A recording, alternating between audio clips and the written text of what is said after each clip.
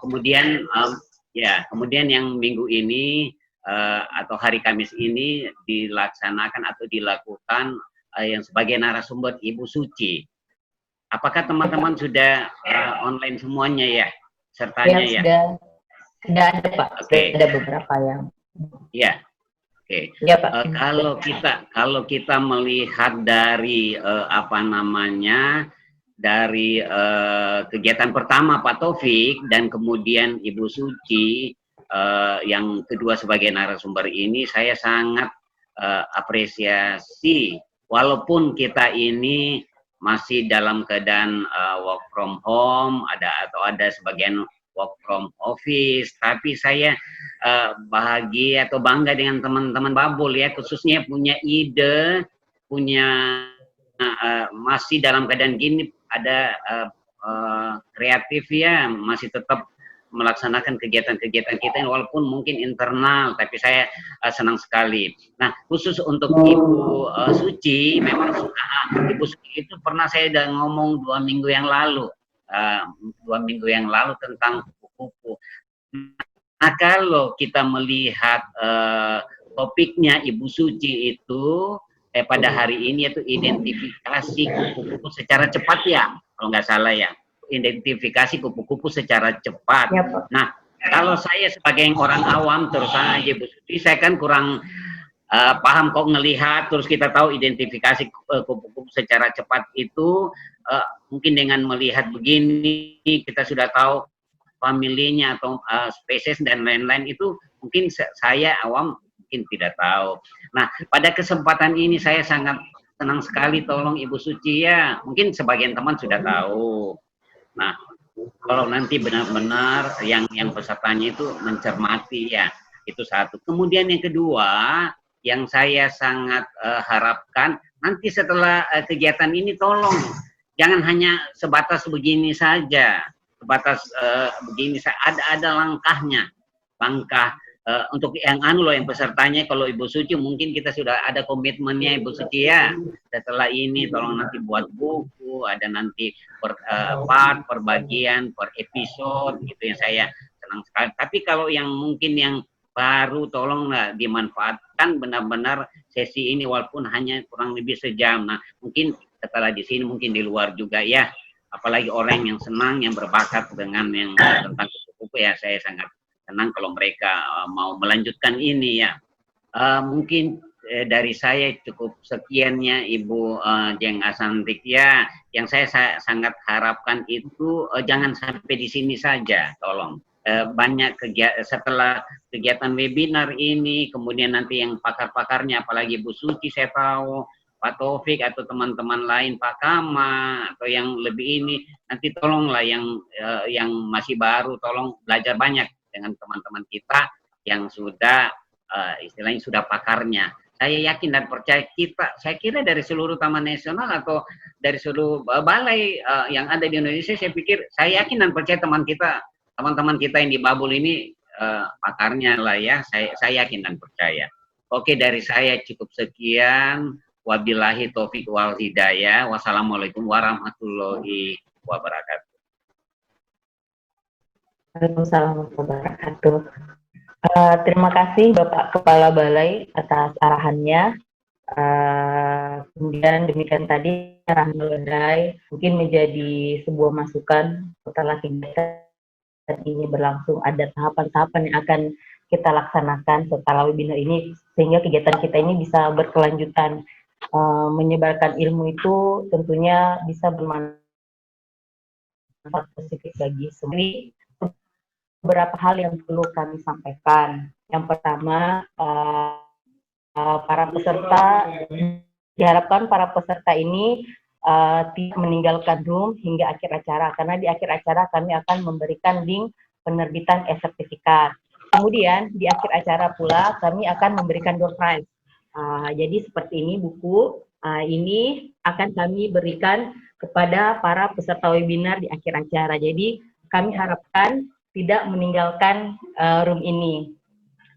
Kemudian pertanyaan yang ingin diajukan dapat dilakukan melalui chat. Nanti pada sesi diskusi kami akan menyampaikan pada narasumber. Jadi Jika ada peserta yang ingin mengajukan pertanyaan terkait materi yang telah disampaikan, bisa disalurkan atau disampaikan lewat chat saja. Dan selanjutnya, mari kita masuki sesi berikutnya, ya, CV dari narasumber kita kali ini. Pada hari ini, materi yang akan dibahas yaitu adalah belajar identifikasi kupu-kupu secara cepat. Narasumber kita yaitu Ibu Suci Ahmad Handayani. Tempat tanggal lahir 1978. Tapi kalau kita lihat aslinya dia seperti kelahiran 90-an, masih muda sekali. Berada email suci@yahoo.com dan nomor HP 081355713060. Siapa tahu ada yang ingin menghubungi dan mempelajari secara pribadi tentang kupu-kupu. Riwayat pekerjaan, Mei 2004 sampai dengan Desember 2004, beliau magang CPNS di Taman Nasional Alas Purwo. Yang kedua, Januari 2005 hingga Maret 2007, beliau mengabdikan diri menjadi P pada Balai BKSDA Sulsel 1, Makassar. April 2007 hingga sekarang, beliau mengabdikan diri pada Balai Taman Nasional Bantimurung Bulu Saraung. Jadi beliau ini sangat mengetahui seluk-beluk mengenai bagaimana kupu-kupu. Riwayat pendidikan, beliau berasal dari S1 Fakultas Kehutanan UGM, kemudian S2 Magister Perencanaan Wilayah dari Universitas Hasanuddin. Demikianlah tadi sekilas mengenai CV narasumber kita hari ini. Selanjutnya, mari kita memasuki sesi materi. Kepada Ibu Suci, kami persilahkan untuk menyampaikan materinya. Assalamualaikum warahmatullahi wabarakatuh. Terima kasih kepada Bapak Kepala Balai atas kesempatannya yang telah diberikan kepada kami sehingga kami bisa menggelar webinar ini. Dan juga kepada Ibu Moderator dan rekan-rekan sekalian, terima kasih atas partisipasinya. Pada kesempatan ini kita mungkin 1 jam ke depan kita akan belajar bagaimana tentang mengidentifikasi kupu-kupu, ya. Ini sebenarnya kita belajar bersama kali ini, karena saya sendiri mungkin masih banyak masih kurang pengetahuan tentang ini. Nah, untuk berbicara tentang mengidentifikasi kupu-kupu, sebenarnya seperti umumnya ya, kita saat mengidentifikasi bunga dan satwa liar itu kita biasa mengidentifikasi dengan berdasarkan urutannya, dari mulai tingkat kelas, family, genus, order, family, dan genus sampai dengan spesies atau subspesiesnya. Ini berdasarkan taksonomi, kupu-kupu itu masuk dalam kelas insekta. Kita semua sudah tahu ya, kupu-kupu itu sebangsa serangga. Dan dalam taksonomi juga dia masuk ke dalam ordo Lepidoptera. Lepidoptera ini dalam secara harfiah dia berasal dari kata dari bahasa Yunani yang artinya lepis, itu yang artinya sisik, dan teron atau sayap.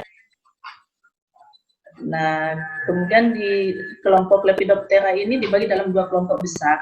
Kita untuk mengidentifikasi kupu-kupu kita harus tahu bagaimana untuk membedakan antar kelompok ini, ya.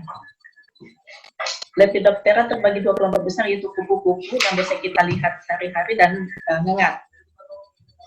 Ngengat itu biasa kita sebut sebenarnya kupu-kupu malam, ya, atau sebangsa moth.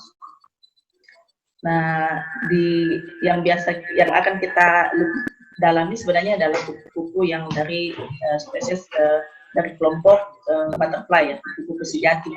Ini ada 2 family, super family yang biasa kita lihat, yaitu Hesperiidae dan Papilionidae. Nah, pengelompokan dari Papilionidae yang paling sering kita amati itu adalah dari famili Papilionidae, Vieridae, Licanidae, Nymphalidae, dan Rheodinidae. Nanti kita akan ulas bagaimana pembeda-pembeda dari masing-masing kelompok tersebut. Kak dulu, Kak. Karena itu sebagai dasar kita untuk mengidentifikasi kupu-kupu. Nah, kembali pada kupu-kupu sebagai Lepidoptera, ini dikatakan sebagai Lepidoptera karena memang kalau kita perhatikan secara detail dari dekat, kupu-kupu sebenarnya terdiri dari ditutupi oleh sisik-sisik ya, seperti sisik-sisik dari ikan. Karena makanya dia pada satu sisi dia akan terlihat seperti memiliki efek cahaya yang lain, nah, efek warna yang lain. Jadi kalau bahasa Inggrisnya disebut iridescence ya. Jadi ada efek berkilau. Jadi dari setiap sudut pandang itu akan terlihat sedikit berbeda. Ini kita lihat sebagai contoh, ini ada papilio blumei. Nah, blumei ini memang kadang terlihat dia yang warna cerahnya ini kadang terlihat seperti berwarna biru, tapi kadang juga dia terlihat seperti berwarna hijau. Ini yang dikatakan efek iridescence ya. Itu kemilau dari sisik-sisik yang menyusun sayap itu, menutupi sayapnya. Hal yang sama juga bisa kita perhatikan dari jenis Euplea. Euplea itu kalau sepintas terlihat seperti berwarna hitam pekat ya, padahal saat dia mengepakkan sayap akan timbul efek-efek warna yang lain seperti kemilau berwarna biru atau bahkan mungkin kadang terlihat ungu. Nah, kemilau ini akan lebih terlihat nyata pada kupu-kupu yang baru menetas. Nah, kemudian kita lanjut di ini ya, tentang untuk membedakan mana kupu-kupu dan mana moths. Nah, kupu-kupu dengan moths ini memiliki perbedaan yang nyata, baik dari morfologinya maupun dari perilaku. Seperti yang kita tahu ya, kalau kupu-kupu itu dia aktif di siang hari, sedangkan kalau moths atau ngengat yang biasa kita lihat itu dia memang aktif di malam hari. Makanya biasa orang menyebutnya sebagai kupu-kupu malam. Memang betul ya, ada ya kupu-kupu malam. Maaf Ibu Suci, bisa mungkin suaranya agak berdengung kita dengarnya di sini. Mungkin kalau ada yang perangkat elektronik yang agak berdekatan mungkin agak berjauhan karena agak berdengung kita dengarnya di sini. Oke.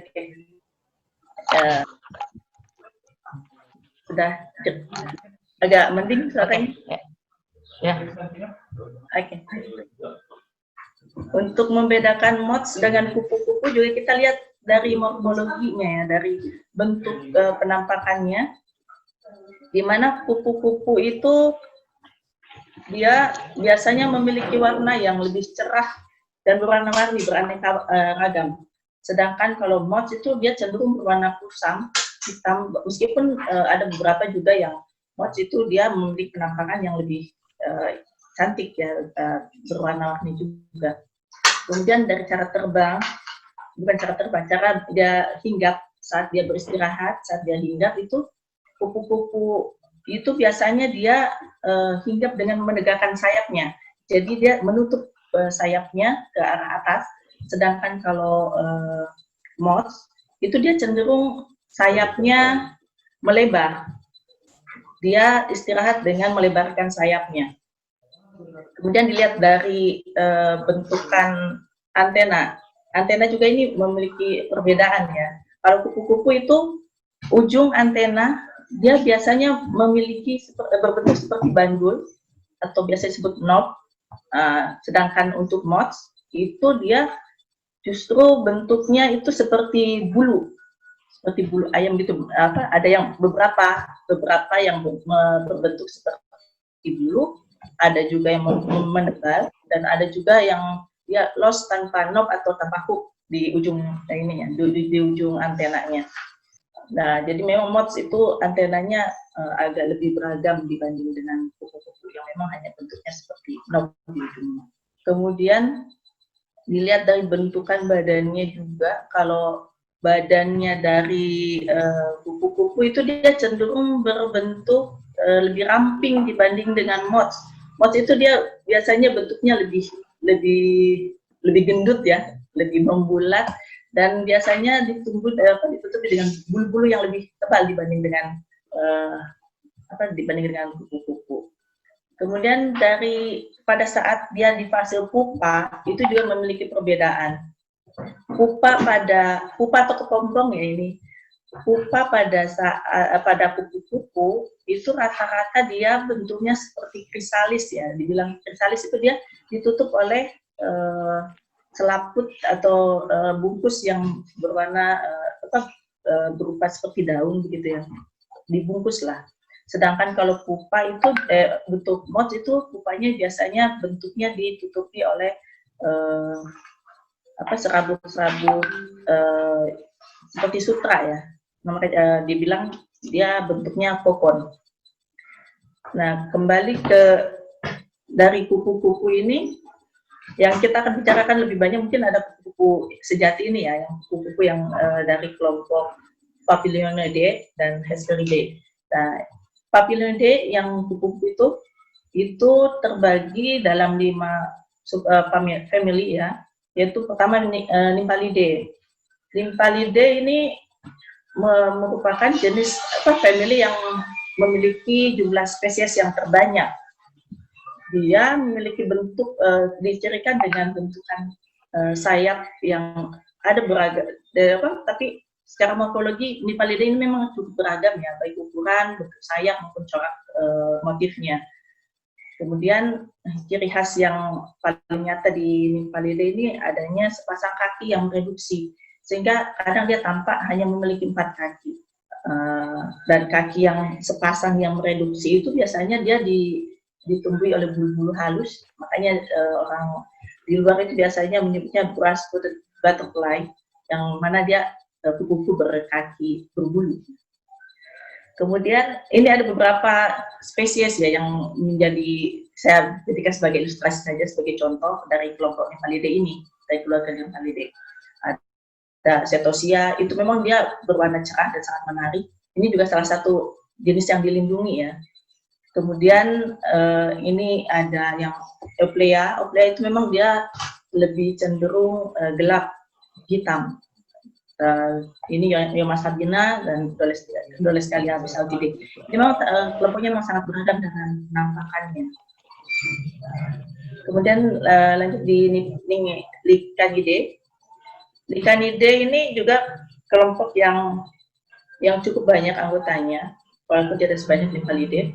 Nah, dia memiliki ciri khas yang sangat nyata ya, karena dia berukuran biasanya sangat kecil, paling ukurannya sekitar 2-3 cm saja. Makanya meskipun banyak, ini kadang agak luput dari pengamatan kita, karena dia memang biasanya selain ukurannya kecil, dia biasanya terbang di antara dedaunan gitu ya, jadi agak sulit untuk mengidentifikasi. Tapi ini kupu jenisnya juga cukup menarik karena selain kecil dia juga memiliki motif sayap yang beragam ya, dan mengkilat di bagian permukaannya. Satu perilaku yang menarik dari Licanidae ini, dia biasanya mayoritas pada saat Licanidae ini hinggap, dia menggerakkan sayapnya ke depan dan belakang. Jadi seperti menggosok-gosokkan sayapnya, menggosokkan sayap kiri dan kanannya, sehingga dia saat istirahat itu dia tetap bergerak. Kemudian lanjut di Papilionidae. Kelompok di Papilionidae ini merupakan kelompok yang tidak terlalu banyak anggotanya, spesiesnya di kelompok ini, tapi secara morfologi, secara penampakan ini jenis kelompok yang paling menarik ya, karena selain dia berukuran besar, dia sangat variasi dalam warna yang cerah, kemudian juga bentuk yang lebih menarik, beragam. Itu dia sangat menarik untuk kita amati, dan ini memang paling banyak dilihat ya, karena cantik kupu-kupunya. Nah, karena itu juga yang membuat dia memiliki nilai ekonomi yang cukup tinggi.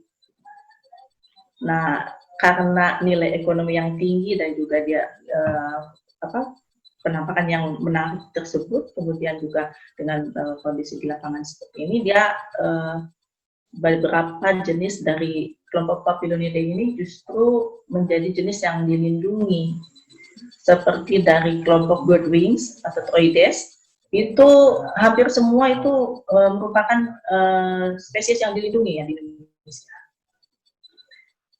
Di kita ini di Taman Nasional Bantimurung Borobudur Sarang ini, dari kelompok Troides ini ada 4 yang dilindungi ya.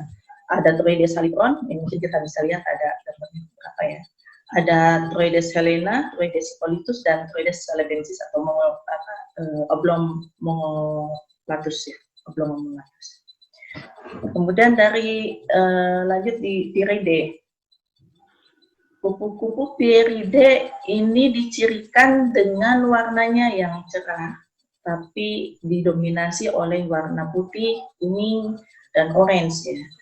Meskipun ada beberapa itu yang dia dengan motif-motif hitam pada bagian sayapnya. Ukurannya itu dari mulai yang kecil sampai yang besar itu ada. Yang kecil itu seperti Leptocyanina itu kecil dan berwarna putih. Kemudian ada ini seperti yang saya tampilkan di sini ada Catopsilia, ada Idea, Apias sama Idopsis ya. Ini dari kelompok Pieride yang memang memiliki ciri khas berwarna cerah putih, kuning dan agak orange warna begitu. Selanjutnya di Rhodinidae. Rhodinidae ini dikatakan sebagai familia yang terbesar juga setelah Nymphalidae dan Licanidae. Hanya saja di Taman Nasional Bantimurung Busarong ini sejauh ini yang sudah teridentifikasi dari jenis ini hanya ada 2 spesies. Ada 2 spesies yaitu dari jenis Abisara kausambi dan Abisara serius. Ini penampakan dari Abisara ini memang dia memiliki warna yang mengkilat, ya, lebih mengkilat cerah warnanya. Selanjutnya dari kelompok super family Hesperioidae. Hesperioidae ini biasa kita sebutnya skippers. Dibilang skippers karena memang dia memiliki gaya terbang yang sangat khas. Dia seperti meloncat dengan cepat atau darting apa ya, melesat gitu. Jadi kadang kita agak sulit untuk mengidentifikasi karena dia agak sensitif begitu kita dekati, biasanya dia cepat dengan terbang dengan cepat, melesat. Nah, ini kelompok Hesperidae ini masih kayak peralihan antara kupu-kupu dengan moths ya, karena dia bentuk badannya juga hampir mirip dengan moths. Dia bentuknya lebih membulat, kemudian warna sayapnya juga yang lebih kusam. Rata-rata itu berwarna abu-abu, kelabu, coklat tua. Nah, yang agak menarik ini di sini dia bentukan posisi sayap pada saat dia hinggap. Pada saat hinggap itu posisi sayap depan dan belakang itu kadang dia tidak sejajar. Dalam artian kadang dia sayap depan itu dia posisinya tegak, tapi sayap belakang dia justru melebar seperti moths. Nah, itu dia tidak tidak sejajar dibandingkan. Tapi ada beberapa juga pengecualiannya. Ada beberapa jenis yang dia justru mirip dengan moths dan gaya hinggapnya seperti ini yang saya tampilkan ini, ada Cagiades stradelius. Itu dia posisi sayapnya itu saat hinggap itu seperti moths, jeprak melebar. Ada juga beberapa spesies dari skippers ini dia tegak sayapnya. Nah, sekarang kita ke inti ya, bagaimana kita mengidentifikasi kupu-kupu itu di lapangan. Dan mengidentifikasi kupu di lapangan ya otomatis kita harus bagaimana bisa mengidentifikasi tersebut dengan lebih cepat ya dibanding dengan analisa lab dan lain-lainnya. Nah, pengamatan bagaimana mengidentifikasi kupu-kupu di lapangan ini biasanya kita lakukan dengan pengamatan lapangan. Kupu-kupu itu berbeda dengan satwa liar lainnya ya, yang kalau satwa liar lain mungkin masih bisa kita identifikasi dengan melihat secara tidak langsung. Kita bisa melihat jejaknya, mendengar suaranya. Tapi untuk kupu-kupu ini kita tidak bisa lakukan seperti itu. Pengamatan yang bisa kita lakukan adalah pengamatan yang secara langsung. Nah, pengamatan di lapangan yang biasa kita lakukan adalah kita biasa melihat kupu-kupu itu kan biasanya saat dia terbang atau saat dia hinggap. Jadi kita biasanya amati perilaku kupu-kupu tersebut. Kita perhatikan bagaimana gayanya terbang, bagaimana gayanya hinggap. Nah, itu di mana dia biasanya kita jumpai. Itu biasanya menjadi penciri dari masing-masing spesies. Karena setiap spesies itu memiliki kebiasaan dan gaya terbang yang khas ya. Terus selain itu kita juga harus perhatikan juga penampakan umumnya. Penampakan umum yang saya maksud di sini adalah bagaimana ukurannya, bentuknya, warna, dan pola dasar dari motif sayapnya. Memang ini dibutuhkan pengalaman ya dan kejelian kita untuk mengamati kupu-kupu itu. Selain juga kita juga harus lebih paham karena mungkin sudah terbiasa untuk melihat kupu-kupu di lapangan, jadi bagi yang sudah terbiasa itu akan mudah. Betul, ini di Bantimurung ini karena kebanyakan teman-teman itu lahir dan besar dari kupu-kupu ya, mereka sudah bisa mengamati kupu-kupu saat terbang itu bisa diperkirakan itu jenis apa, spesies apa, hanya dengan melihat gayanya terbang atau dengan melihat pola-pola dasar dari sayapnya, meskipun dia terbang tinggi. Nah, selanjutnya itu kita butuh untuk kalau kita memang tidak bisa yakin dengan apa yang kita lihat saat ada di lapangan, sebisa mungkin kita dokumentasikan jenis yang kita jumpai itu. Dokumentasikan dengan sejelas dan selengkap mungkin.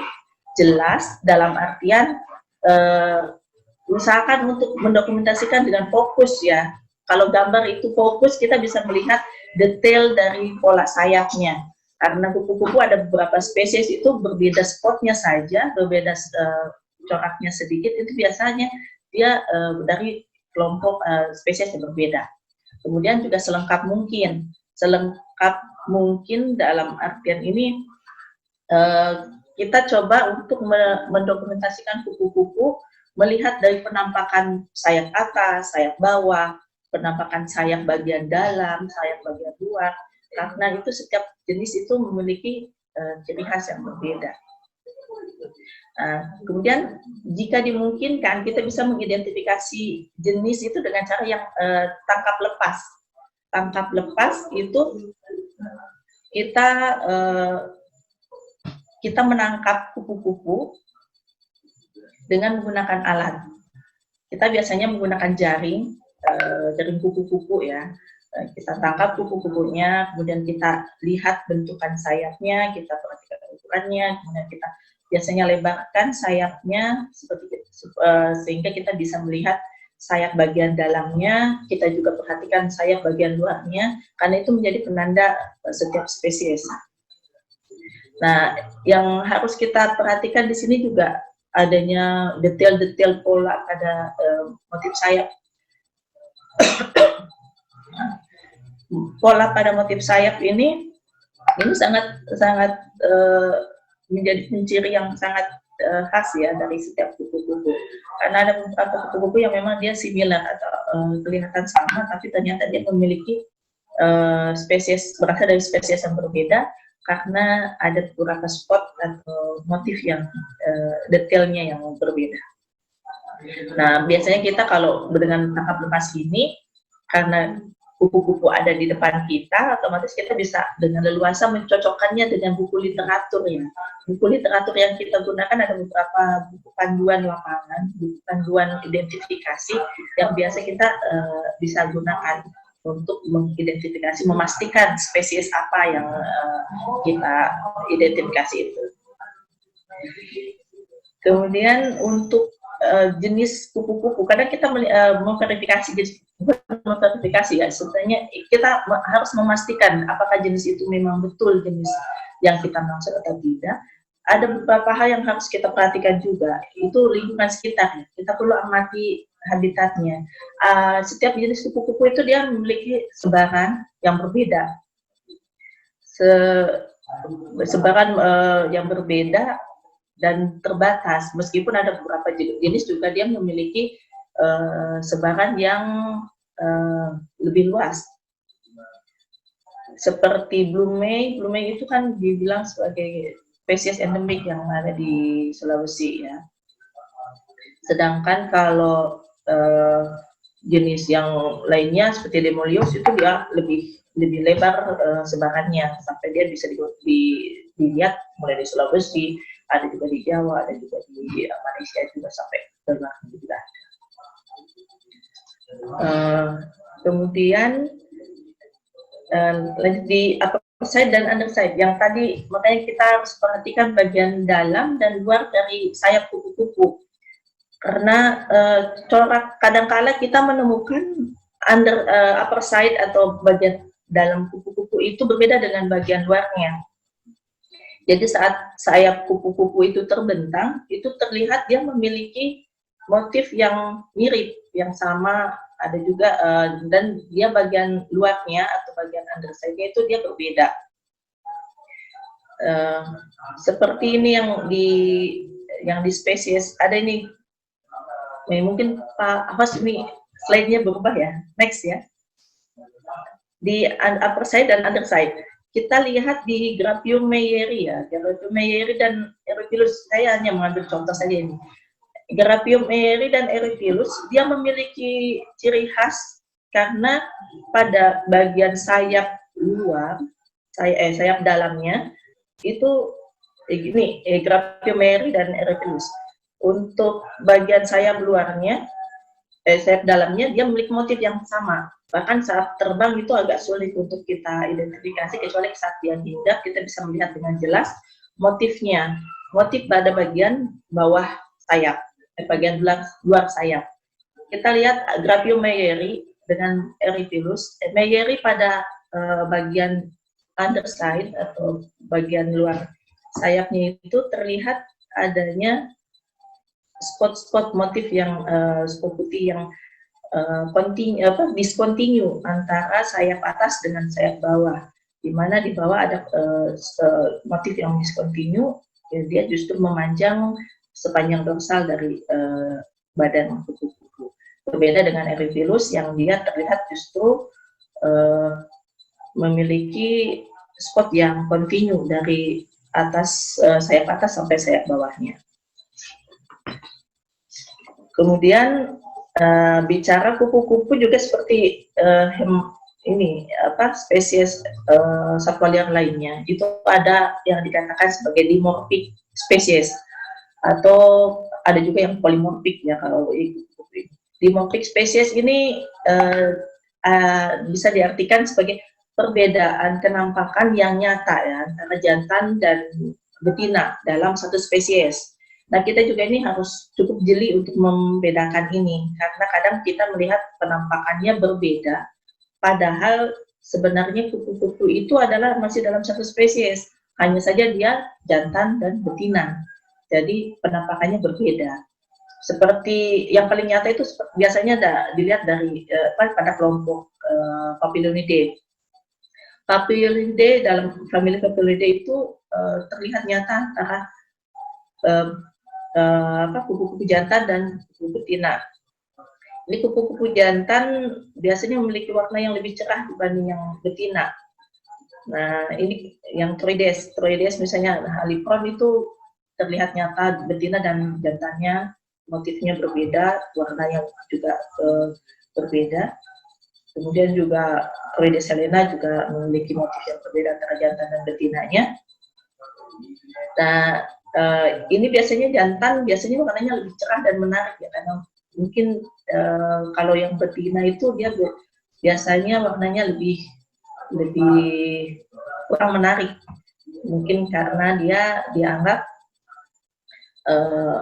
dia harus melindungi regenerasinya, makanya dia harus bisa kamuflase dari lingkungannya, dari predatornya, sehingga dia lebih aman. Karena yang jantan itu lebih menarik ya, penampakannya, jadi dia tidak cukup untuk diperhatikan. Kemudian ini untuk dalam mengidentifikasi kupu-kupu ini ada beberapa literatur yang kayaknya ini wajib ya, penting ya buat kita sebagai bahan perbandingan untuk mengidentifikasi. Ada beberapa seri buku. Untuk rekomendasi literaturnya ini, ada buku yang dari Sukada Nishiyama. Ini kayaknya paling lengkap kali ya buku ini. Ini untuk mengidentifikasi di Indonesia terutama ya, di Southeast Asia. Ada seri Butterflies of the Southeast Asia Island. Nah, ini bukunya ini ada banyak seri. Ada mulai dari seri Papilionidae, seri Nymphalidae, Licanidae, sampai dengan Vieridae dan Hesperidae itu dia sudah ada. Cuman lumayan mahal ya bukunya dan agak susah untuk dicari. Kemudian juga ada The Butterflies of Sulawesi, Annotated Checklist for Critical Island Fauna. Ini dari Van Wright and Jong. Ini kalau ini agak mudah ya untuk dilihat.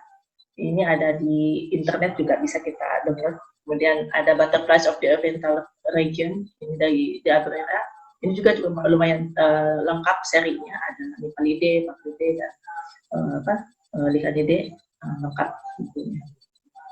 Kemudian yang biasa kami gunakan juga ada 101 Butterflies of Indonesia's Loveland dari Merrill Wilson. Ini kebanyakan kalau yang Merrill ini kupu-kupu yang dari Sunda Island ya, dari kelompok Jawa, Bali, NTT, NTB itu ya, biasanya kupu-kupunya ada di buku yang 101 Butterflies ini.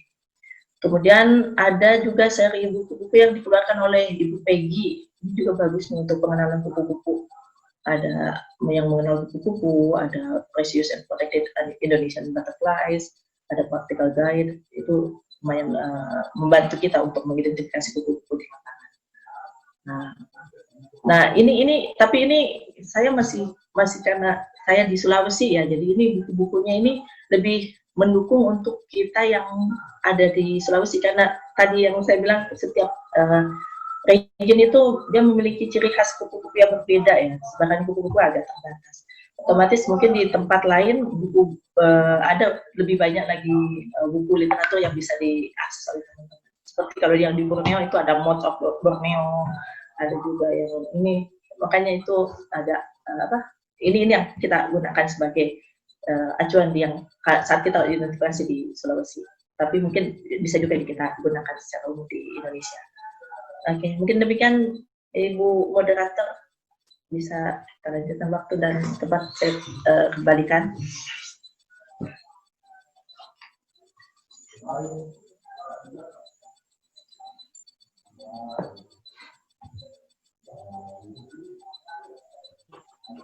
Oke, terima kasih atas materinya Bu Suci. Tadi kita sudah mendengarkan materi bagaimana cara mengidentifikasi kupu-kupu secara cepat. Dan terima kasih lagi Jos kepada para partisipan yang tidak meninggalkan room hingga selesai materi. Tadi Ibu Suci sudah menyampaikan dan memaparkan materinya, bagaimana kita mempelajari dan mengidentifikasi kupu-kupu secara cepat. Telah dijelaskan bagaimana taksonomi, klasifikasi nama, kemudian apa perbedaan dari kupu-kupu dan moth atau kupu-kupu malam yang biasa juga kita kenal dengan ngengat. Kemudian Bu Suci juga sudah memaparkan beberapa famili dari kupu-kupu, mulai dari Nymphalidae, Licanidae, Papilioidae, Iridae, Iriodinidae, dan Hesperidae. Kemudian Nymphalidae adalah salah satu famili yang memiliki spesies terbanyak. Kemudian Papilioidae adalah yang memiliki nilai ekonomi tinggi. Sungguh informasi yang sangat bagus untuk kita. Bagi yang awam pun mungkin kita bisa langsung tahu, oh ternyata ini yang paling cantik, yang paling cantik ini masuk klasifikasi apa. Kemudian kita mengetahui bagaimana mengidentifikasinya dengan cara mulai dari gaya terbang, penampakan umum, terus mulai dari bentuk dan warnanya. Tadi sudah dijelaskan secara singkat. Mungkin dari pemaparan tersebut, dari peserta webinar ada ini yang ingin mengajukan beberapa pertanyaan. Tadi setelah kita share bahwa pertanyaan dapat diajukan melalui chat. Setelah saya lihat chatnya kayaknya banyak antusias Bu Suci. Tapi mungkin pada sesi ini kami batasi dulu karena saking banyaknya, kami batasi dulu mungkin untuk 3 penanya pertama atau 4 ya? 4. Jadi saya 3 atau 5? 4 aja, 4 dulu mungkin setelah dijawab baru kita ke pertanyaan selanjutnya, karena saya saja belum berangkum karena banyaknya. Mungkin banyak yang tertarik mengenai kupu-kupu.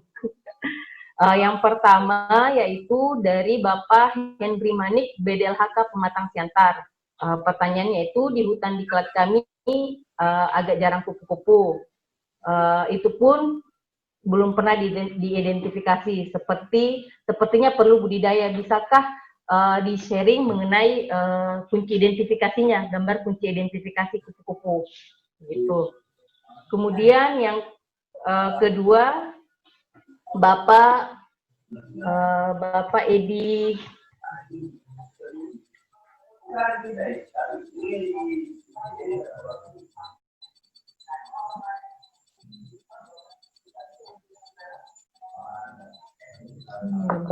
Bapak Edi, Bapak Edi dari BBKSD Sulsel yang ingin menanyakan berapa jauh kupu-kupu itu daya terbangnya.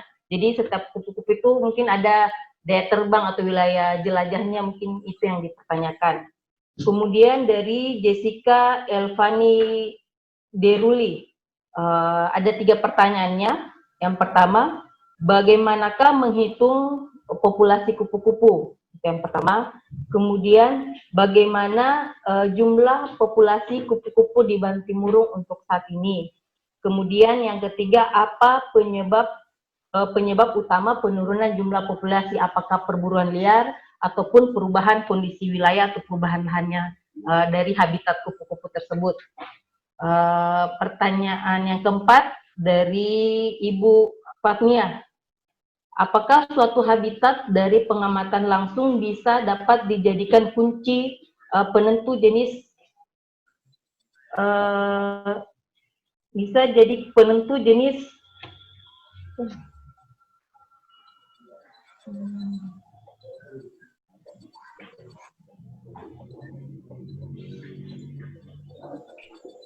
apakah suatu habitat dari pengamatan langsung di lapangan bisa dijadikan penentu jenis tertentu dari spesies kupu-kupu?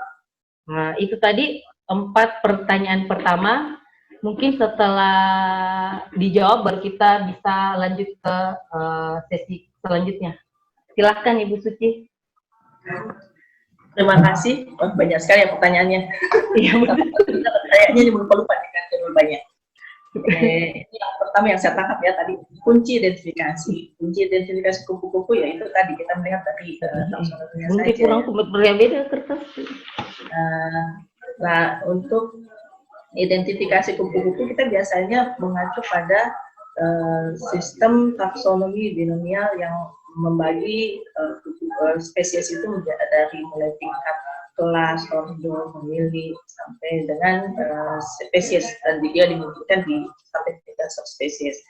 Nah, untuk melihat dari pembeda-pembeda dari masing-masing kelompok tersebut, ya kita biasanya melihat dari literatur. Seperti tadi yang saya katakan bahwa untuk masing-masing family itu dia memiliki ciri khas masing-masing ya, ada pembatas-pembatasnya. Kemudian juga kita bisa melihat dari literatur yang tadi saya rekomendasikan itu jelas sekali di sana ada kunci-kunci determinasi untuk identifikasi kupu-kupu. Kemudian untuk menghitung ini ya, lanjut di pertanyaan kedua itu tentang populasi. Populasi kupu-kupu bagaimana menghitungnya? Ya, biasa yang kita lakukan di Babul ini biasanya kita hanya menghitung perjumpaan kupu-kupu, ada berapa yang kita jumpai.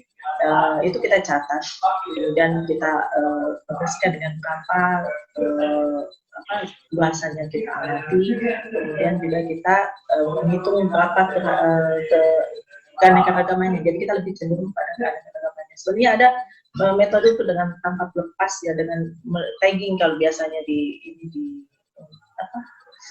secara ilmiah itu ada sistem tagging untuk spesies, untuk serangga, untuk kupu-kupu. Tapi kita tidak lakukan itu karena itu agak ribet, apalagi kita lihat kupu-kupu memang kan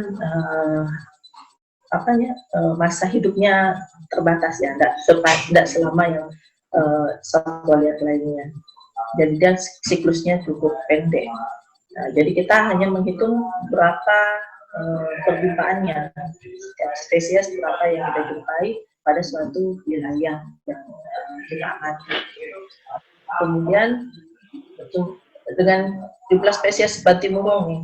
Nah, ini jumlah spesies di Taman Nasional Bantimurung, jumlah populasi di Taman Nasional Bantimurung Busaraung ini nih banyak memang pertanyaan ya. Orang biasanya mengira bahwa banyak orang berstatement bahwa ten Babul ini tidak seramai dulu, tidak seperti yang dikatakan orang-orang bahwa the kingdom of butterflies itu mulai sudah. Mungkin ada betulnya statement seperti itu kalau mereka datang pada saat yang tepat, karena pada saat-saat tertentu kupu-kupu di Taman Nasional Bantimurung Busaraung itu pada saatnya dia booming, dalam artian dijumpai dalam jumlah yang melimpah, populasinya cukup melimpah.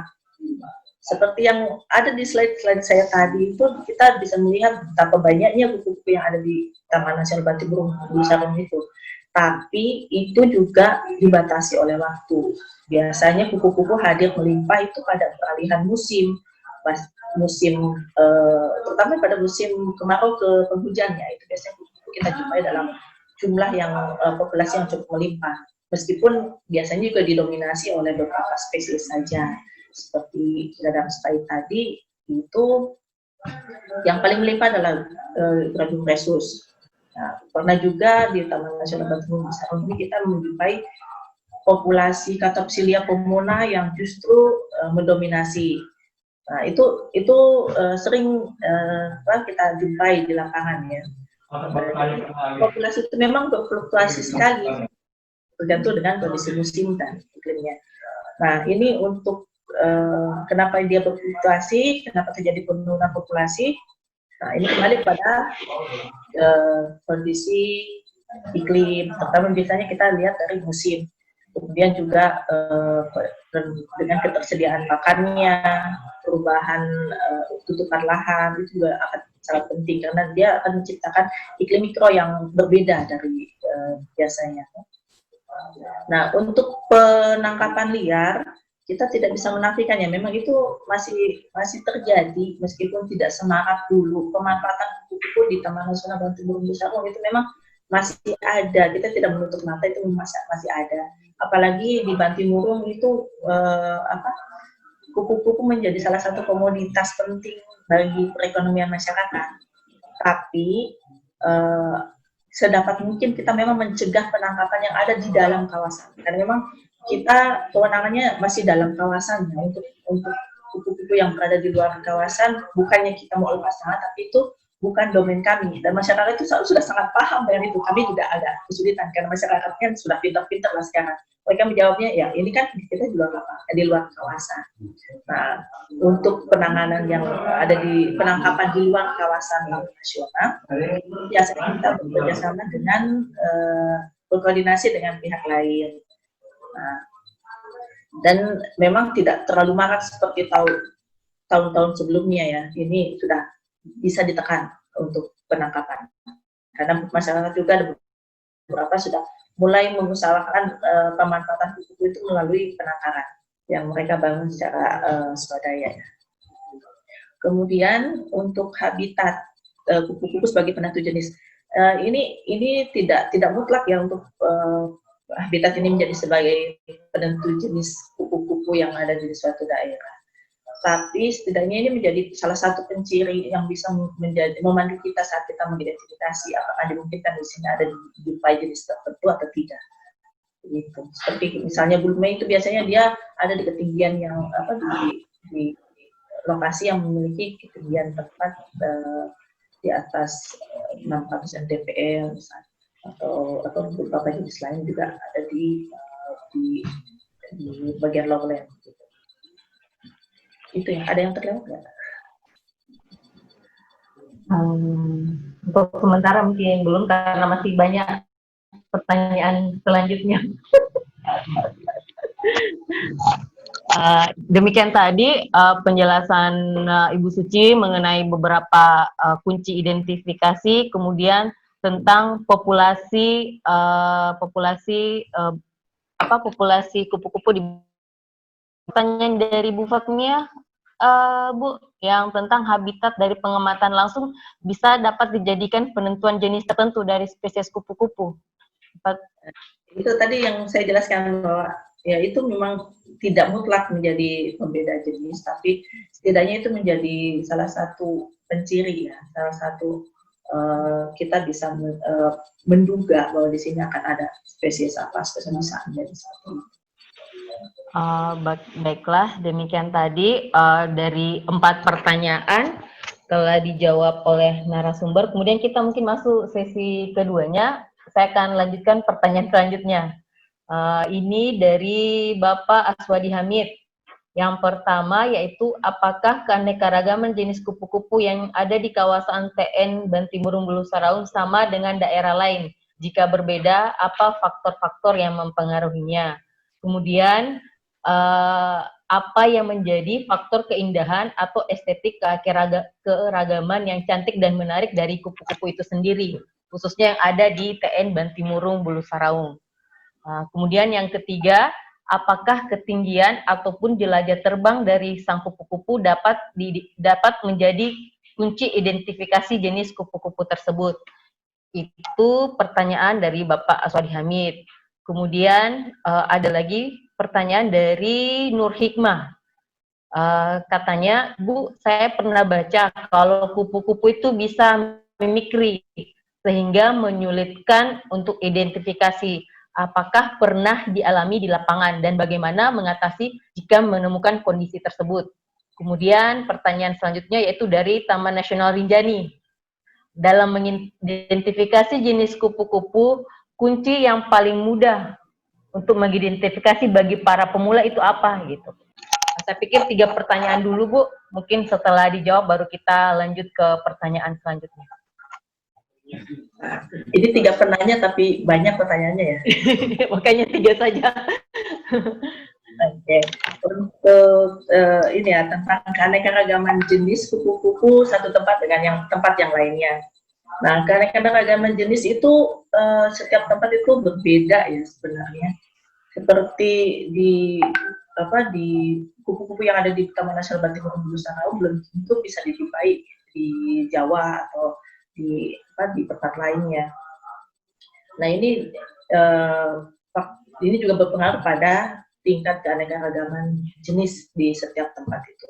Itu biasanya terbangun dari sejak zaman dulu sehingga ada sistem ecoregion dengan pembatasan persebaran lain-lainnya sehingga terbentuk ada endemisitas dari setiap jenis. Nah, untuk faktor apa yang mempengaruhi keanekaragaman itu kembali pada kondisi habitat ya. Kondisi habitatnya terutama pada ketersediaan pakannya. Kupu-kupu itu kan pada fase ulat dia memiliki keterbatasan preferensi pakan. Dalam artian ulat kupu-kupu itu dia hanya akan memakan jenis tertentu saja sesuai dengan preferensi pakan mereka. Seperti jeruk, jenis dari papilio. Dia akan cenderung hanya memakan jenis dari sitrus, misalnya dari jeruk, atau troides, dia akan hanya memiliki preferensi pakan yang terbatas pada jenis Aristolochia atau sirih-sirihan. Nah, itu jadi jelas akan membatasi keanekaragaman setiap lokasi ya, karena tergantung ketersediaan pakan dan tumbuhan di batu tersebut. Kalau pada fase kupu-kupu ya kupu-kupu kan hanya memakan nektar saja. Tapi kalau pada fase ulat itu yang justru kita harus perhatikan kan, preferensi pakannya itu yang sangat terbatas. Kemudian estetika dan keragaman kupu-kupu. Itu estetika ya dari penampakannya saja kupu-kupu memang memiliki penampilan yang cukup menarik ya, terutama dari kelompok Papilioidae, kelompok Piridae dan Nymphalidae itu dia sangat eye-catching, sangat menarik untuk kita perhatikan. Karena motifnya yang beragam, itu motif-motif sayap, bentukan sayapnya saja itu sudah cantik dilihat ya, karena berliku-liku, bentuknya besar, warnanya cerah, itu sangat menarik. Makanya itu biasa kita banyak sekali para kolektor yang menyukai dengan estetika kupu-kupu yang memang sangat menarik. Kemudian ketinggian jelajah terbang. Kupu-kupu, tadi juga ada yang bertanya tentang jelajah terbangnya kupu-kupu ya.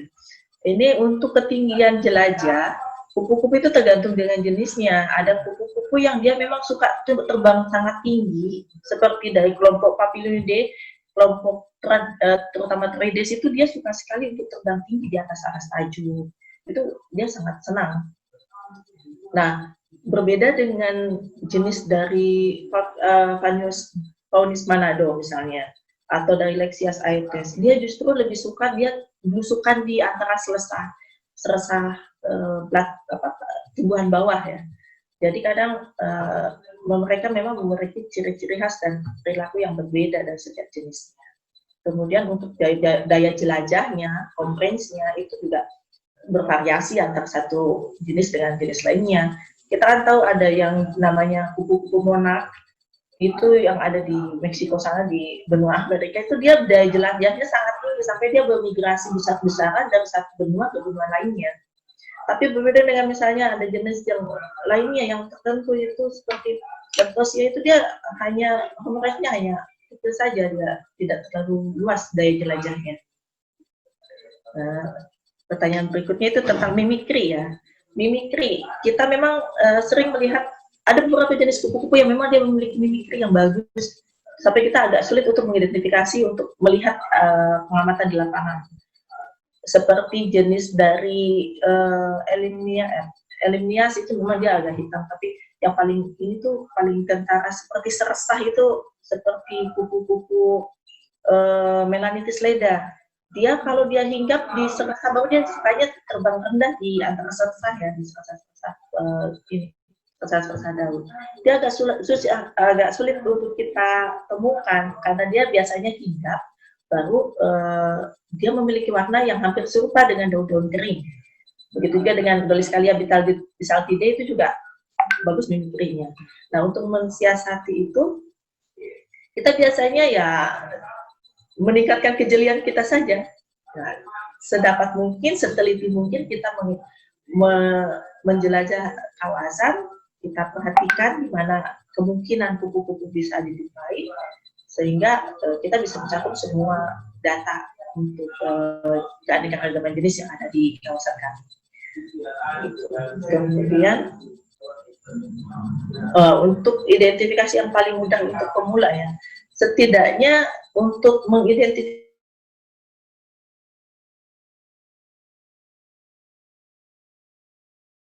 bagaimana bentuknya, bagaimana pola dasar dari kupu-kupu itu, bagaimana pola dasar dari kupu-kupu, kemudian bagaimana motif-motifnya kupu-kupu itu. Nah, untuk lebih mudahnya ya kita membagi dari berdasarkan tingkat taksonominya itu tadi. Jadi kalau kita misalnya bisa minimal kita bisa membedakan, oh ini dari family apa, dari keluarga apa, misalnya dari keluarga Papiliidae, apakah dari Viridae atau dari Canidae atau dari Nymphalidae. Nah, kalau kita sudah bisa membedakan antara family tersebut, kita bisa menyerucutkan lagi dari genus apakah spesies yang kita jumpai ini, jenis yang kita jumpai ini.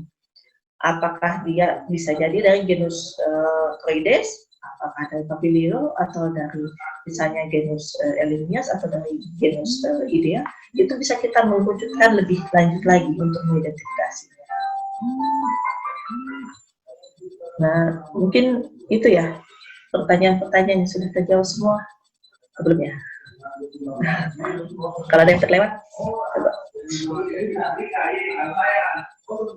Oh iya.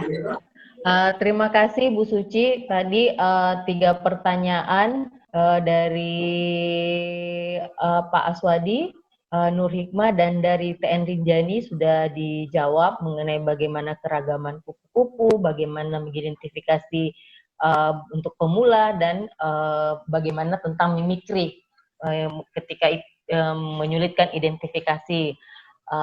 Karena banyaknya pertanyaan lagi, saya lanjut lagi next pertanyaannya ya. Kemudian kita lanjut, tapi mungkin beberapa tadi sudah disinggung oleh Ibu Suci. Misalnya dari pertanyaan Alfian BBKSD NTT, yaitu apa yang membuat Enbabul menjadi habitat dari beragam jenis kupu-kupu dan faktor apa yang menyebabkan. Tapi tadi juga sudah disinggung oleh Ibu Suci. Kemudian yang kedua, referensi buku untuk identifikasi kupu-kupu tadi sudah ada dalam materi. Mungkin nanti materinya akan di-share di linknya, nanti di akhir akan di-share link materi tersebut. Kemudian pertanyaan selanjutnya itu dari Syarif Hidayat Amrul. Yang pertama, bagaimana tingkat perburuan liar kupu-kupu dari warga setempat? Apa tidak memerlukan sosialisasi untuk pelestarian? Yang kedua, bagaimana dampak aktivitas wisata, misalnya air terjun Bantimurung, terhadap aktivitas dan keberagaman kupu-kupu di sekitar resort Bantimurung? Kemudian, pertanyaan selanjutnya yaitu, sama halnya, tadi sudah disinggung beberapa, seperti dari Yeti Kumalasari, Seperti yang diketahui, TN Babul banyak jenis-jenis yang dilindungi. Apakah ada perburuan liar dan bagaimana TN Babul menangani perlindungan spesies kupu-kupu tersebut? Kemudian ada juga pertanyaan dari Kenny. Apakah ada bahan khusus untuk jaring penangkap kupu-kupu? Wah, kita share ini jaringnya. Mau menangkap kupu-kupu kayaknya. Bisa dijawab nggak ya? Dari Kenny, apakah ada bahan khusus untuk jaring penangkap kupu-kupu ataupun referensi identifikasi kupu-kupu? Kemudian selanjutnya saja dikasihkan pertanyaan ada mah. Kalau dijawab bisa dirangkum tadi.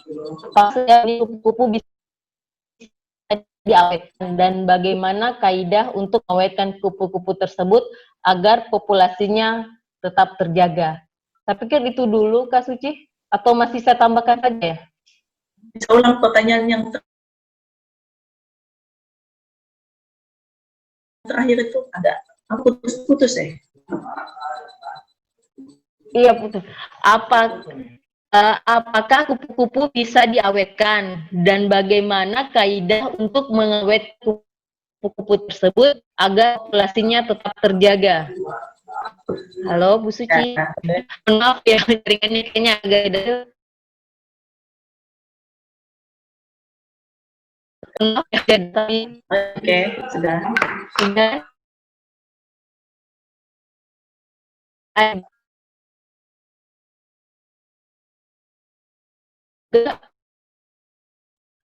Bu Suci, Ya, dengar? lanjut. Ya, halo.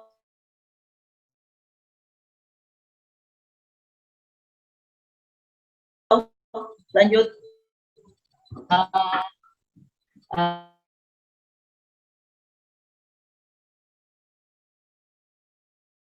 Ini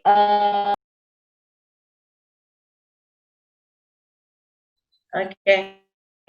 mohon maaf, Ini ya, mungkin jaringan dari narasumber. Halo? Bagus? Halo, Bisa didengar? masih putus-putus Bu Suci. Wah.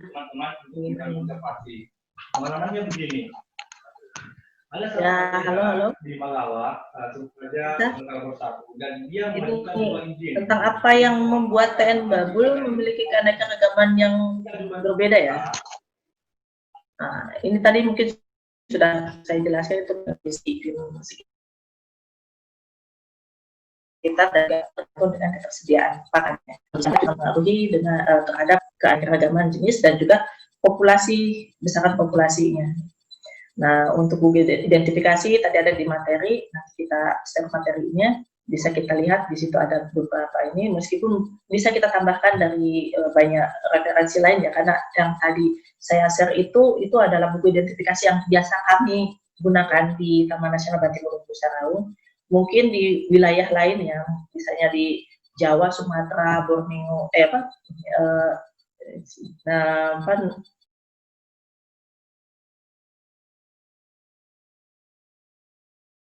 lengkap lainnya. Jadi itu bisa kita ini saja, kita googling lah. Banyak referensi lain yang sebenarnya lebih mendukung. Itu hanya sebagai contoh referensi aja yang biasa kami gunakan di Taman Nasional Bantimurung Nusa Raung. Kemudian untuk perburuan liar seperti yang saya jelaskan tadi sebelumnya ya, memang di Taman Nasional Bantimurung Nusa Raung ini kita tidak menutup mata masih ada perburuan liar, masih ada penangkapan kupu-kupu di alam. Meskipun untuk yang di dalam kawasan itu kita sudah bisa meminimalisir seminim mungkin, karena kita juga aktif untuk melakukan patroli rutin, kita juga aktif untuk melakukan sosialisasi dan peneguran dengan para penangkap liar tersebut. Nah, sedangkan yang ada di luar kawasan itu yang mungkin akan menjadi PR kita selanjutnya, karena yang di luar kawasan itu bukan kita mau melepas tangan, tapi itu memang bukan domain Taman Nasional, dan masyarakat sekitar itu sudah paham bahwa itu memang di luar kawasan, sehingga saat mereka kita tegur, mereka biasanya berlindung di bawah, loh ini kan kami menangkap di luar kawasan kalian. Itu yang biasanya mereka menjadi tamengnya. Ya, jadi ke depan sepertinya, bukan sepertinya, memang harusnya kami berkoordinasi dengan multi stakeholder, minimal dengan pemerintah setempat, terutama dengan pihak pengelola Bantimurung, itu ada Satpol PP-nya, dan juga dengan KSDA. KSDA itu juga menjadi stakeholder penting dalam penanganan perhubungan ini.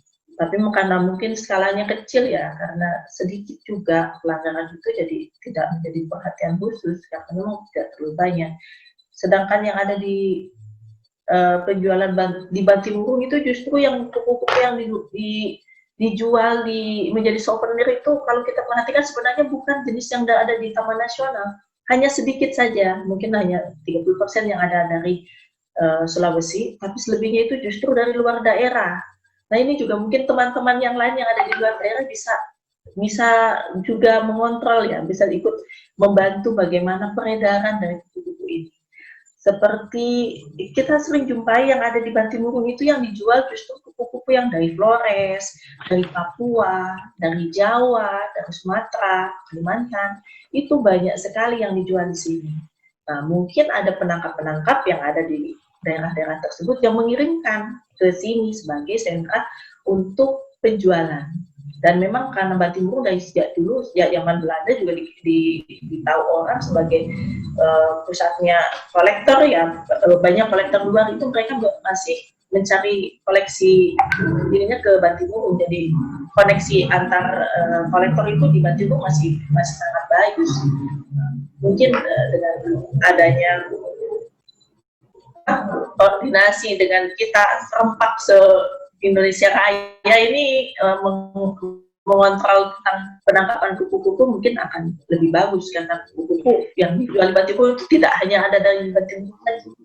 Itu ya. Jadi mungkin ini PR bersama kita loh. Nah, sosialisasi, nah ini juga menjadi ajang sosialisasi kita untuk penanganan perburuan liar. Kan memang tadi tidak hanya ada di perburuan itu, tidak hanya terjadi di Taman Nasional Bantimurung Nusa Raung, tapi juga di seluruh Indonesia ya. Karena nyatanya banyak spesimen dari luar pulau ada di Bantimurung. Berarti ada penangkapan yang ada di Bantimurung. Nah, itu menjadi PR kita untuk mensosialisasikan bagaimana untuk mengonservasi kupu-kupu ini di masa mendatang. Kemudian pengaruh aktivitas wisata ya terhadap kelestarian kupu-kupu. Sedikit banyak memang ini aktivitas wisata memang akan berpengaruh terhadap kupu-kupu, terhadap kehadiran kupu-kupu. Kupu-kupu yang jelas akan terusik dengan kehadiran manusia yang banyak, aktivitas wisata manusia yang memang kadang ribut, kadang meninggalkan sampah, kadang juga untuk menyediakan fasilitas wisata saja kita juga terpaksa harus merubah landscape. Nah, otomatis juga kupu-kupu akan mulai kehilangan habitatnya. Habitat reduksi otomatis juga akan berpengaruh nyata pada populasi dan keanekaragaman kupu-kupu. Tapi ya itulah, itu kan kita juga harus bicara tentang keseimbangan ya, ada keseimbangan ekologi, ekonomi juga kita harus pertimbangkan. Makanya ke depan harus itu bagaimana melakukan aktivitas wisata atau mengelola wisata dengan sadar lingkungan, dengan lebih berpihak pada lingkungan. Jadi setidaknya itu meminimalisir pembangunan yang tidak diperlukan, misalnya dengan mengakomodir bentukan fasilitas yang memang lebih ramah lingkungan. Itu mungkin akan bagus untuk diterapkan di dalam, tidak hanya untuk konservasi kupu-kupu, tapi juga konservasi lingkungan secara umumnya. Kemudian jenis-jenis yang dilindungi. Yang dilindungi ini untuk di Taman Nasional Bantimurung Nusa Raung ini saja ada 5 spesies yang dilindungi. Dan Cetacea myrina, Troides helena, Troides halicon, Troides hypolitus, sama Oblongolatus. Itu semuanya merupakan spesies yang dilindungi, tapi untuk genus yang Troides tadi itu agak ini ya, karena justru jenis tersebut itu sangat mudah untuk dibudidayakan. Nah, masyarakat sudah biasa menangkapkan jenis tersebut, jadi agak susah untuk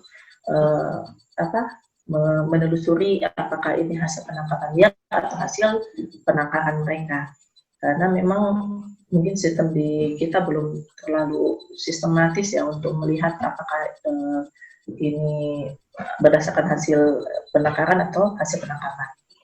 Tapi itu kalau yang dari masyarakat ini kita, karena hanya ada beberapa ini penangkar, jadi kita bisa jalin komunikasi dengan lebih baik, sudah berkomunikasi dengan kami dengan lebih intensif.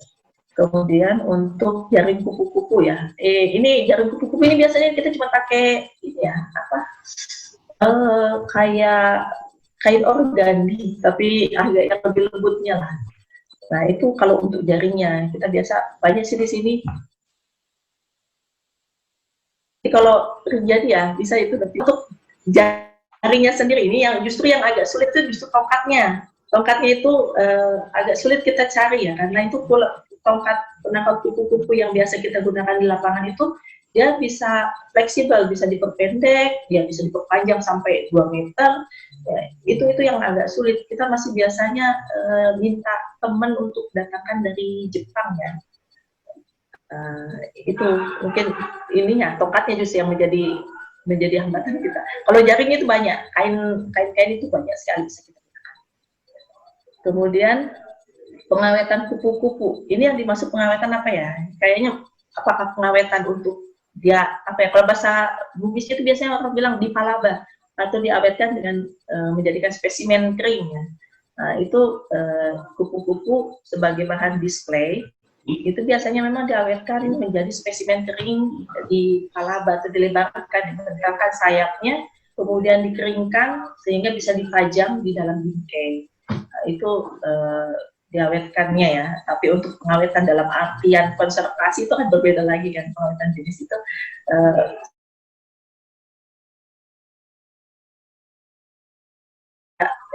Dalam konservasi itu memang untuk pengawetan bentuk minimal dari mulai mengenal tentang mengidentifikasi dulu, mengenal dulu spesies yang kita konservasi ini, kemudian juga kita coba menjaganya, melakukan konservasi kawasannya ya, karena habitatnya itu perlu dilindungi, di mana tempat spesies satwa liar yang kita lindungi itu dalam pengawetan jenis.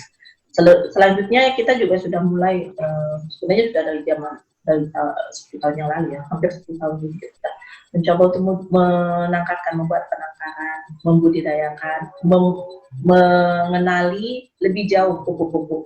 Kita mencoba untuk mempelajari siklus hidup kupu-kupu, mulai dari jalur, ulat, kepompong, sampai kita harus mengembangkan. Nah, itu mungkin kunci-kunci untuk bagaimana pengawetan kupu-kupu. Kemudian selanjutnya ini yang untuk mengidentifikasi, yang terakhir ya ini ya, mengidentifikasi spesies yang mirip. Apakah memang harus melihat literatur? Kalau saya sih iya, karena kadang juga daya identitas agak terbatas. Jadi saat kita menjumpai kupu-kupu itu sebaiknya memang kita selalu mengkomparasi atau membandingkan dengan buku literatur, apakah betul ini untuk memastikan jenisnya saja, apakah memang ini kupu-kupu yang sudah kita identifikasi spesiesnya ini atau bukan. Itu hanya untuk ini, karena banyak sekali kupu-kupu memang sangat mirip, seperti kalau yang Micalensis. Jenis Micalensis itu dia sangat banyak, dia kecil, baru dia ada di seresah. Nah, itu menyulitkan kita untuk mengidentifikasi. Terlebih lagi spotsnya, motifnya itu hanya berbeda. Mohon maaf Ibu narasumber, mungkin kita harus memperhatikan waktu, jadi mungkin disingkat lagi jawabannya. Ini kan terakhir ya. Nah, itu kembali kita harus melihat buku, karena untuk daya ingat kita itu cukup terbatas. Jadi memang buku itu sangat penting, dan buku identifikasi yang biasa kita waktu lapangan itu memang kita sudah punya ya, dan kemudian kita sudah file dan dia bawa ke HP, dari HP kita sudah simpan file itu. Jadi jangan kita ingin contoh dalam satu buku kecuali saya nomor 6. Itu mungkin terakhir Ibu moderator. Terima kasih. Terima kasih Ibu. Oke, terima kasih Ibu narasumber. Sebenarnya Bu masih banyak pertanyaan di sini, saya hanya karena mungkin terbatas oleh waktu. Mungkin pertanyaan yang ingin diajukan bisa mungkin menghubungi secara pribadi Ibu narasumber melalui via email. Tadi sudah saya bacakan informasi CV-nya. Tetapi beberapa pertanyaan yang ada selanjutnya ini telah dijelaskan secara sekilas oleh Ibu Suci mengenai habitat kupu-kupu, bagaimana perlindungan, bagaimana keberagaman kupu-kupu di Tenbabul. Saya pikir itu sudah dijelaskan secara sekilas dan singkat oleh Ibu Suci, sudah disinggung lah tadi dari pertanyaan diskusi sebelumnya. Untuk selanjutnya sesi terakhirnya mungkin kalau bisa para peserta webinar diaktifkan semua videonya, kita akan ada sesi foto bersama secara virtual, jadi kalau bisa diaktifkan videonya. Jadi kita akan ada foto bersama secara virtual, jadi kami mohon untuk diaktifkan videonya.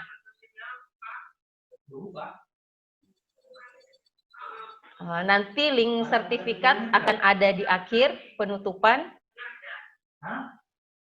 Ya, satu, slide 1 ya. Mohon diaktifkan semua videonya. 1, 2, 3. Ya, slide kedua. Mohon diaktifkan videonya. Slide kedua, 1, 2, 3. Slide ketiga.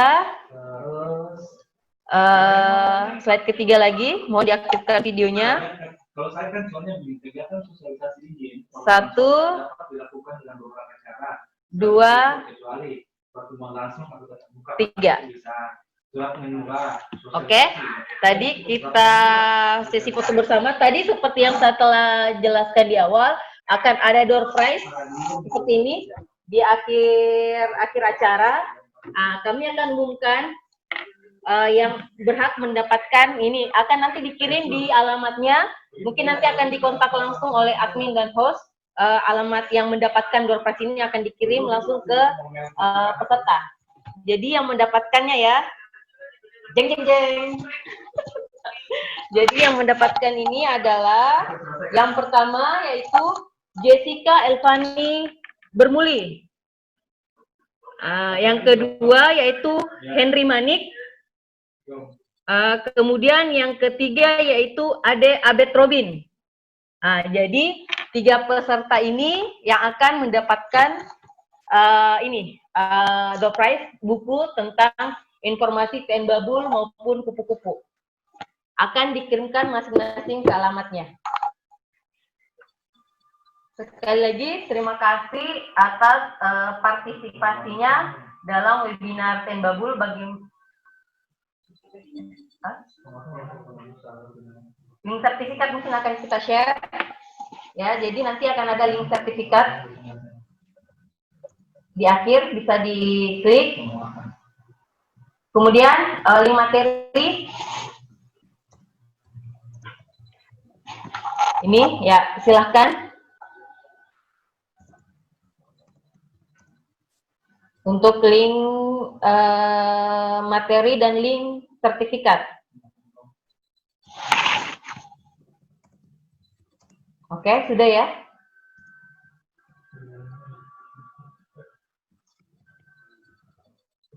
Cukup? Oke, ya. Terima kasih. Webinar kali ini kami dari pihak penyelenggara mohon maaf mungkin tadi jaringan yang kurang stabil dari narasumber, dari moderator mungkin tadi terkendala jaringan, sempat putus-putus dan suara agak berdengung. Mohon maaf, mungkin akan jadi perbaikan kita ke depan.